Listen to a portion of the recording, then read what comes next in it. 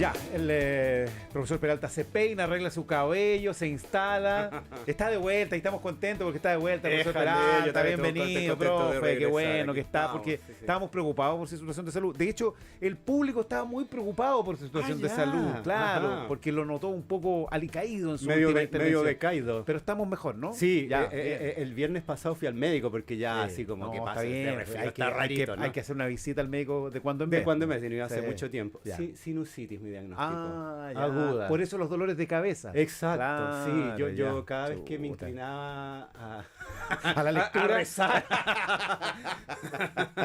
me dolía la cabeza. Bueno, claro. Así que sí, estoy con de tanto cabecear en la vida. Exacto, headbanging. Claro, mucho headbanging. Síndrome headbanging. Claro, síndrome headbanging. Oiga, ya, vamos a lo nuestro. La clase de hoy tiene que ver con un episodio bien trágico, ¿no? Sí. Próximamente, el 8 de diciembre, ¿no? La fecha de la efeméride. Sí. Se cumplen 171 años del incendio de la iglesia de la Compañía en Santiago. Correcto. ¿Usted sabe que hay un libro reciente sobre este tema? Sí, de hecho, tiene en su registro, ¿no? Sí. Se llama El buzón de las impuras. Así nomás, sí. Está interesante porque esto es un libro que escribió Francisca Solar, que es escritora, es periodista también, y ella la escuché referirse a este tema, decir que había poco material escrito sobre este episodio en la historia, ¿no? Sí, Yo sé que hay algunas crónicas, pero que decía, pero para la magnitud del hecho, ella decía, aquí murió más gente que en el Titanic. Y hay poco, digamos, ella tuvo que ir a escarbar un poco para escribir esta historia. Sí, yo ahí discrepo un poco, yo diría que hay material. ¿Ya? De hecho, bueno, esta es la década del 60, en 1860, esto ocurre el 63, ¿no? El gobierno de José Joaquín Pérez, el último decenio. Sí. Y hay dos grandes hitos históricos de ese gobierno, la guerra con España y el incendio de la compañía. Ahora, lo que yo sí creo que es muy notorio y por eso también, digamos, muy triste, es la ausencia de las voces de mujeres en cuanto a estos hechos, ¿no? Yo creo que se refiere a eso tal vez porque de hecho el libro intenta aquello, ¿no? Exacto. Rescatar la memoria de esas mujeres que murieron ahí, porque fueron mujeres fundamentalmente, ¿no? Claro, o sea, se calcula que murieron 2.500 personas, más o menos, ¿no? Y de esas 2.500 habrían sido 2.200 mujeres. Profe, a ver, para hacernos una idea, ¿dónde estaba la iglesia de la Compañía? Está en el mismo lugar donde ahora está el edificio del Congreso Nacional en Santiago. Perfecto. La misma cuadra. Compañía... La iglesia ya no existió más. Bandera... No, o sea, quedó destruida por el incendio y luego se demolió por clamor popular, por decirlo de algún modo, ¿no? Sí, y sobre ese sitio se construyó el actual edificio del Congreso, bueno, el de Santiago, la sede de Santiago. Nunca digan ex Congreso, porque eso es un error. Es la sede en Santiago del Congreso, sigue siendo Congreso. Exactamente. No es ex. Claro. Así que no lo digan. El Congreso. El Congreso. Y de hecho, se realizan actividades formales del Poder Legislativo en ese lugar. Sí, por supuesto. Claro. Y está la sede principal de la Biblioteca del Congreso Nacional, donde yo trabajé años atrás. Entonces, no lo digan. Un edificio que conoce bien, profesor. Más o menos sí, un edificio, digamos. Y ahí estaba la iglesia, entonces. Sí. O sea, conectadísimo con la historia. Sí, en particular en la zona donde están los jardines, ahora que dan hacia calle, me parece que es Bandera, ¿no? Sí.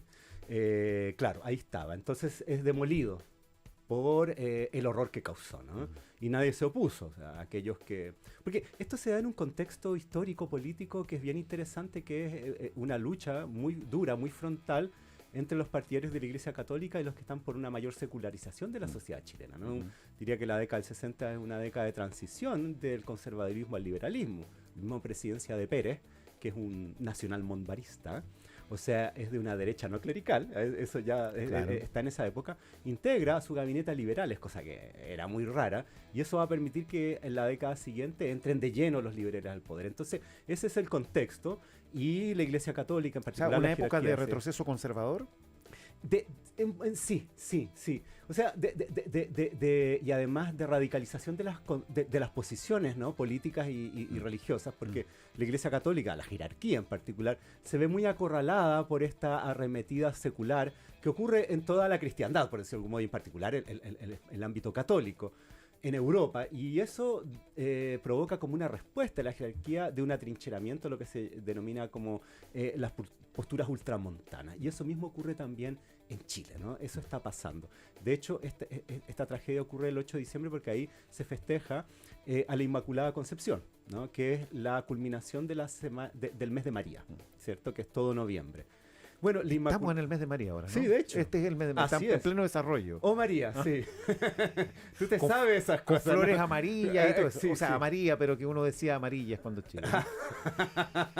Claro. Entonces, para darle un poco de diversión, ¿no? A la letanía. Sí. Claro. Sí, alguna vez tuve proximidad con el mes de María. Es muy interesante eso porque la Inmaculada Concepción es un dogma de la Iglesia Católica que se instala muy poco antes por el Papa Pío IX, que es el Papa que enfrenta esta arremetida de secularización. Entonces él se vuelve también con posturas muy radicales y instala el dogma de la Inmaculada Concepción, o sea, el hecho de que la Virgen concibió sin haber tenido, digamos, acceso carnal a ningún sujeto varón, ¿no? Claro. Y eso estaba puesto en duda, porque de hecho los protestantes no creen en tal cosa. Entonces era como una especie de afirmación de la Iglesia Católica. Pero el Papa decide en este momento o sea, en un momento en que la mayoría de la sociedad expresa dudas respecto de la religión, decide poner levantar esta idea. Sí. Es curioso, ¿ah? Dogma, claro. Tiene que ver con lo siguiente, lo que dice la Iglesia en ese momento, ¿no? Cómo se defiende de la arremetida secular. Piensa que en esa época está circulando la teoría de la evolución de la especie y toda esa cosa que pone en duda las escrituras, ¿no? La Sagrada Escritura. Sí.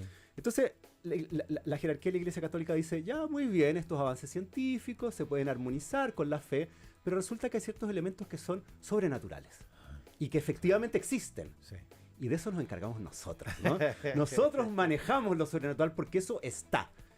Y al instalar a la Inmaculada Concepción, o sea, la virginidad de María al concebir virgen, ¿no? Que evidentemente es un hecho sobrenatural.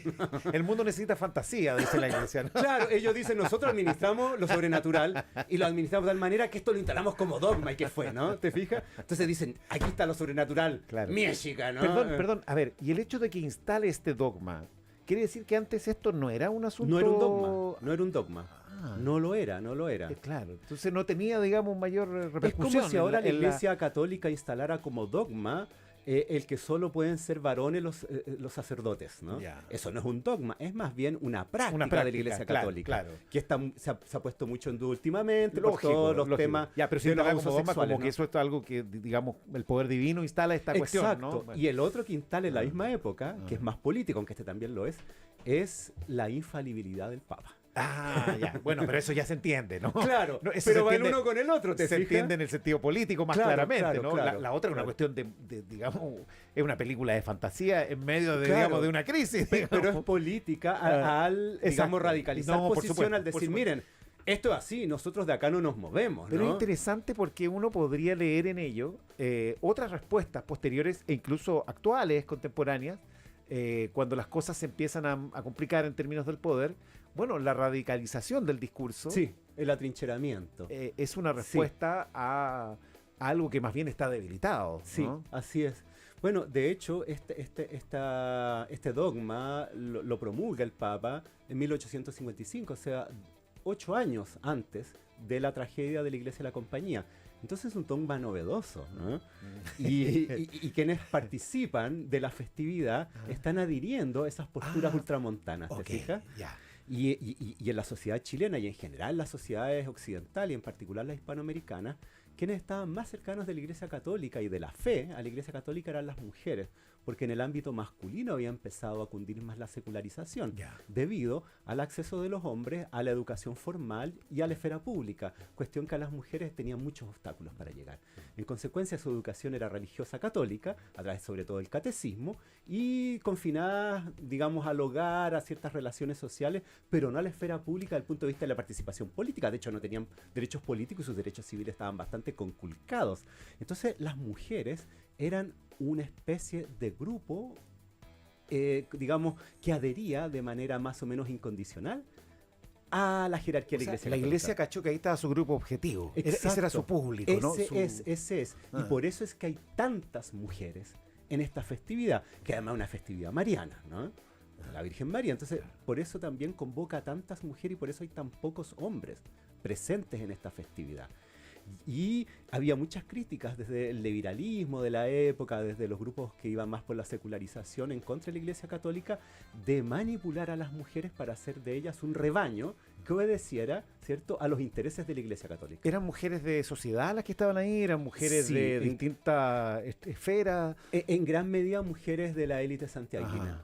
Las familias, ¿cierto?, las madres, las hijas, las hermanas y también algunas acompañadas también de sus sirvientas, ¿no?, como se decía en la época. O sea, una tragedia grande porque mueren todas las integrantes femeninas de varias familias importantes. Exacto. Entonces, por eso también pega tan fuerte en la sociedad chilena, en la élite chilena, porque son mujeres miembros de esa élite. Claro. Y en una población donde la muerte de este número de mujeres es un porcentaje gigantesco de la población de Santiago.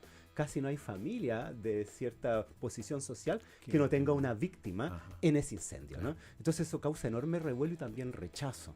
Y eso va a generar una crítica frontal hacia la Iglesia Católica en cuanto a que son responsables no de la tragedia, porque evidentemente este fue un accidente, ¿cierto? Una tragedia producida, pero por un entorno en el cual esta celebración está repleta de adornos y de luminarias, ¿no?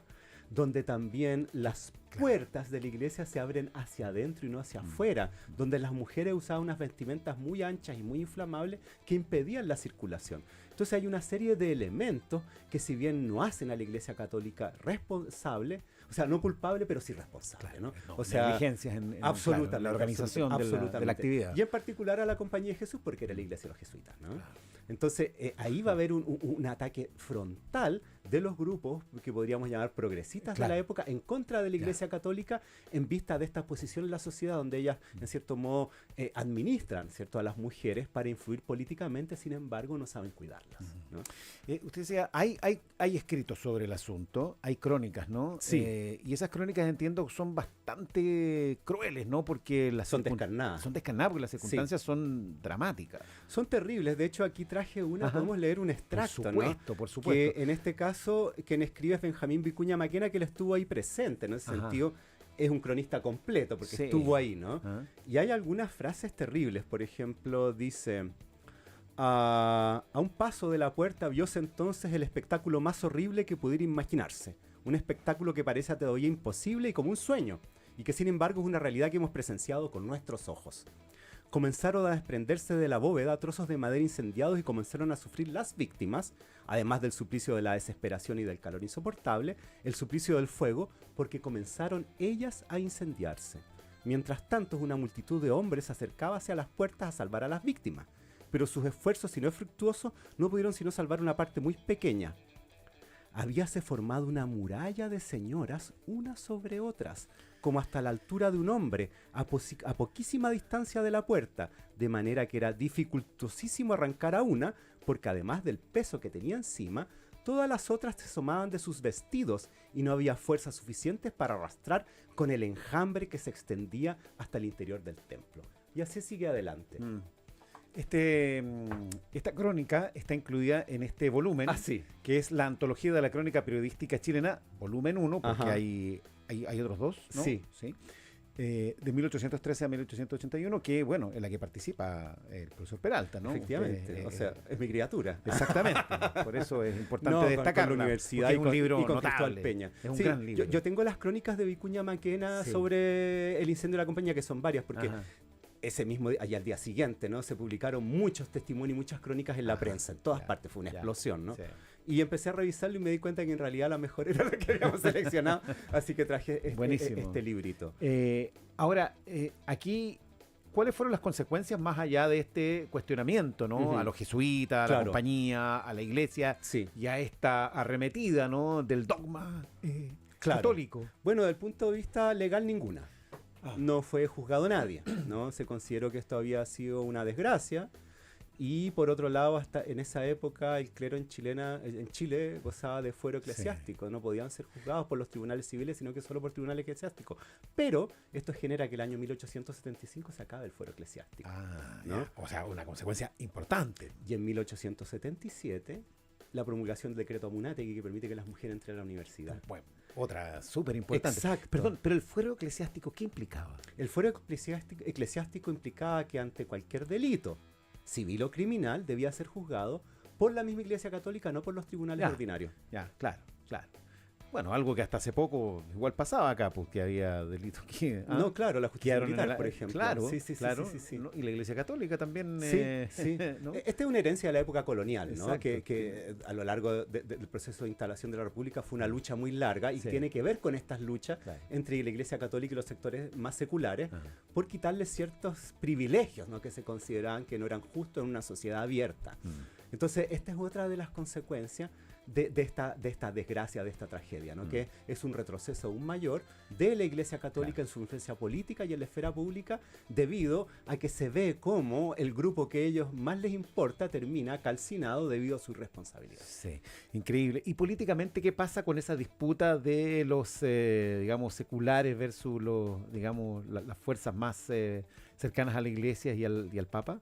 Bueno, es muy interesante. A ver, ya antes se había dividido la derecha chilena, ¿no? Entre una iglesia, o sea, una derecha ultramontana, que es el Partido Conservador, que pasa a ser el partido de la Iglesia Católica. De hecho, su emblema es una cruz, ¿no? Así nomás. Y los nacionales, que era una derecha más bien secular, ¿no? Más cercana al Estado que a la Iglesia, que estaban también esas pugnas. Y por el otro lado, los liberales y los radicales, ¿no? Come cura. ¿Qué provoca esto? Por ejemplo, la creación del Cuerpo de Bomberos de Santiago. Son pues eso 12 días después del incendio, el día 20 de uno de los aspectos que siempre se resalta, ¿no? sobre este hecho, ¿no? Que se crea el Cuerpo de Bomberos. Y ahí había elementos políticos que habían bloqueado la creación del Cuerpo de Bomberos de Santiago. Porque desde los sectores conservadores, sobre todo el gobierno de Manuel Montt, cuando se crea el primer Cuerpo de Bomberos en Valparaíso, ¿no? Claro. Los bomberos eran organizados por sectores más bien seculares de la sociedad. Por ejemplo, inmigrantes. Había resistencia. Norteamericanos, ingleses. Claro. Influencia extranjera. Claro, y los clásicos radicales, ¿no? Radical, masón y bombero. Entonces, el Cuerpo de Bomberos, como bien se sabe, aparte de cumplir con estas misiones, ¿cierto?, por el bien público, también son espacios de sociabilidad. Entonces, la derecha conservadora le tenía un enorme rechazo a la instalación de un Cuerpo de Bomberos en Santiago, porque iba a significar aquello. Después de esta tragedia, nadie se atrevió a oponerse, ¿no? Entonces, en ese sentido, hay un mayor impulso y un mayor auge a los sectores que van por la secularización de la sociedad chilena, y eso provoca que el año 1871 sea elegido el primer liberal de la historia de Chile a la presidencia de la República, que es Federico Errázuriz Zañartu, ¿no? Un viejo revolucionario. Y con él se van a llevar adelante todas estas reformas muy importantes. Oiga, profe, este incendio de la compañía tuvo también repercusión internacional. Sí, salió en todas partes. No sé, si es una tragedia horrorosa y gigantesca.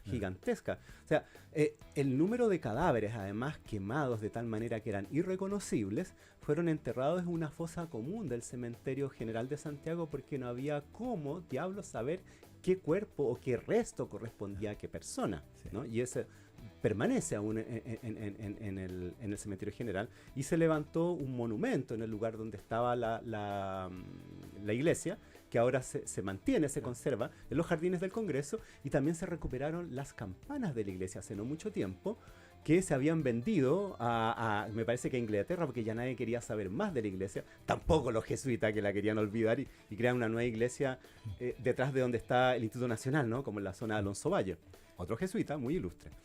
Y esas se recuperan ahora hace muy poco, ¿no? Entonces, lo que existe en la actualidad es un monumento a las víctimas, que es una especie de dolorosa, y estas campanas que fueron recuperadas, que se instalaron en una especie de, digamos, de soporte muy bonito de madera, también para conmemorar a las mujeres víctimas de esta catástrofe. Ahora, lo que quedó instalado es el día 8 de diciembre como el Día de la Inmaculada Concepción. Eso aún sigue, claro. Y es feriado. Sí. Feriado el 8 de diciembre, ¿no? Sí, pues sigue siendo feriado. No estoy seguro. Sí, sigue siendo feriado. Bueno, yo creo que debería recordarse esto también, ¿no? Claro, es porque finalmente aquí siempre, bueno, a esta altura, esa idea, ese dogma de la Inmaculada Concepción de la digamos, de la Virgen, yo creo que representa a muy pocas personas, ¿no? Pero la mayoría, digamos, recibe de buena gana que sea un día feriado. Sin duda. Aún sin saber de qué se trata. Pero es verdad esto. lo que tú dices, que probablemente el episodio de la tragedia del incendio de la compañía podría estar en el, digamos, en el centro del recuerdo, ¿no? Porque fue una fecha muy importante con todos los elementos que tú incorporas. O sea, una discusión política, social, que tuvo, bueno, luego otras consecuencias importantes. Sí, yo creo que hay una cuestión súper importante, y ahí volvemos a Francisca Solar, ¿no? La autora de esta novela, es que en todos estos hechos, y en todo lo que se escribió acerca de ello, todo lo que se discutió políticamente, todo el debate que ocurrió después de esta catástrofe política y también podríamos decir ética y también religiosa, las mujeres están totalmente ausentes. Ninguna habló, ¿no? Ninguna tuvo espacio para hablar. Entonces yo creo que ese es uno de los motivos que hace que esta tragedia tan terrible no se conmemore como debiera ser, porque yo diría que las luchas que han dado las mujeres por sus derechos civiles y políticos y por su participación en la esfera pública, cuando han sido exitosas porque las han dado ellas mismas, ¿no? Entonces ahí hay voces que faltan. Bueno, las hijas de María eran las mujeres que estaban ahí, una ¿no? congregación. Una organización, ¿no? Que tenía que ver hay, con esto que tú cuentas. Ahí Francisca Solar rescata algo bien interesante, que una de las cuestiones que se salva del incendio es un buzón que se llamaba el buzón de la Virgen y que también le llamaban el buzón de las impuras. Sí, así se llama el libro. Claro, donde mujeres católicas creyentes dejaban cartas a modo de confesión, relatando sus pecados, ¿no? Y como se salva y queda en manos de la intendencia, el entonces Monseñor Larraín Gandarilla, que luego va a ser vicario capitular, le pide al intendente Santiago Bascuñán Guerrero que le devuelva, ¿no? esas cartas o que las publique, porque corren rumores de que en esas cartas había críticas en contra del templo, ¿no? Y el intendente se niega. Y que podrían ser importantes para la investigación de lo que pasó. Claro, el intendente se niega. Claro. Bueno, no se sabe si tienen directa relación con la catástrofe, pero sí lo que se sospecha o se rumorea es que ahí había críticas en contra de ese templo en particular y de la conducta de quienes estaban a cargo del templo. Entonces lo que quiere Larraín Gandarilla es recuperar esas cartas, si no dice publíquelas. ¿Lo logra? No, el intendente se niega a devolvérselas y tampoco las publica porque dice, Monseñor, usted como sacerdote católico debe saber que esto está protegido por secreto de confesión, ¿o no? Porque ese era el objetivo del buzón. Exacto. Profesor Peralta, un gustazo como siempre. Bueno, muchachos. Son las 8:27 minutos.